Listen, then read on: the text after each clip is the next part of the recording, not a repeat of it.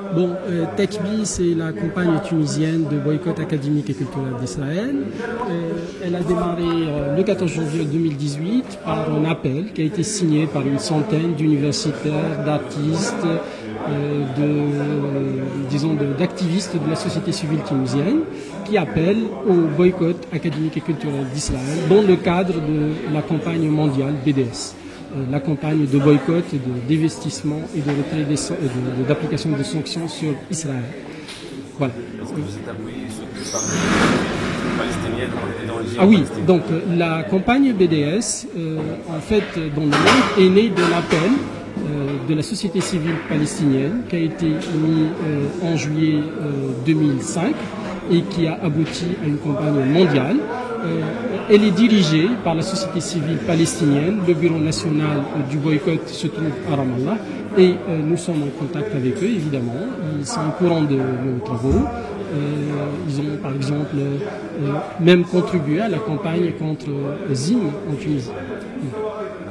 L'impact des coûts de cette campagne en Tunisie réellement? Alors, actuellement, peut-être les plus grandes réussites de cette première année sont essentiellement l'adhésion du GTT à la campagne BDS. C'est évidemment pour la société civile tunisienne un grand soutien. Et deuxièmement, c'est l'affaire Zim.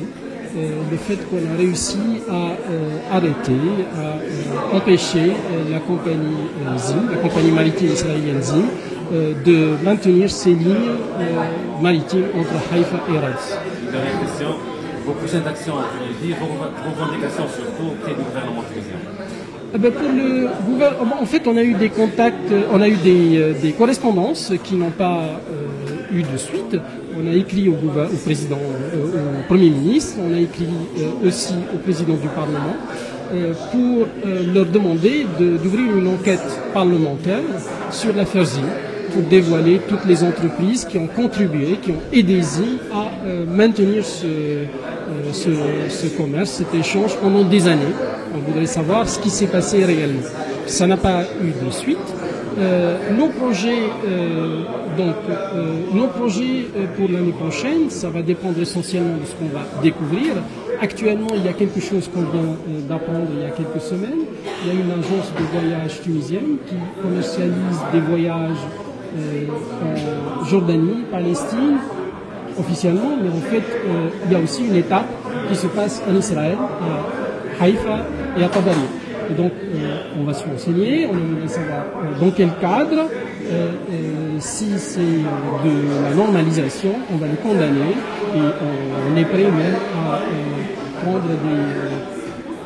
mener des poursuites même juridiques s'il le faut. Voilà.